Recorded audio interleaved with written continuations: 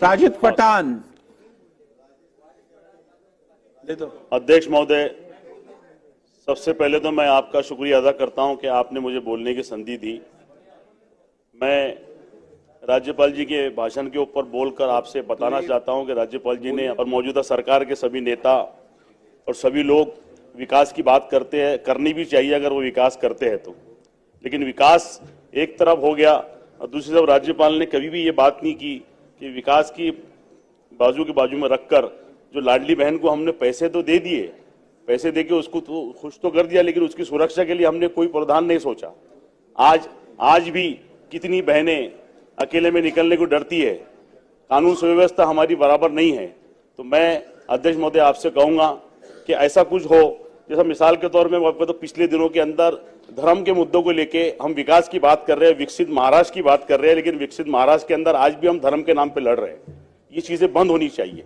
उसका सबसे अच्छा उदाहरण मैं आपको देता हूं अध्यक्ष महोदय कि अगर कोई किसी के नाम पे फेसबुक के अंदर किसी धर्म गुरु के बारे में बोलता है तो पुलिस स्टेशन में उसकी कंप्लेंट ली जाती है, लेकिन 24 घंटे के अंदर उसकी जमानत हो जाती है। तो उसके लिए ऐसा सख्त कानून होना चाहिए अध्यक्ष महोदय, उसमें सख्त कानून होना चाहिए।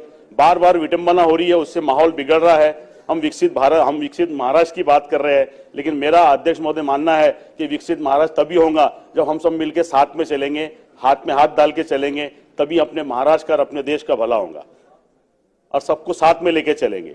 तो मुझे उम्मीद है कि मैं जो बोलने जा रहा हूं, क्योंकि मैं बहुत 20 साल से इंतजार कर रहा था कि मैं हाउस में आके बात करूं, आज मुझे मौका मिला आपके माध्यम से, मेरी पार्टी के नेताओं के माध्यम से। तो मैं आपसे रिक्वेस्ट करता हूं कि मेरी बात सिर्फ बात ही ना रह जाए, क्योंकि ऐसे बहुत से लोगों के अरमान है जो चाहते हैं कि उन लोग जातिवाद नहीं चाहते हैं, लेकिन जो बढ़ाना चाहते हैं उन लोगों के ऊपर कार्रवाई नहीं होती है अध्यक्ष महोदय।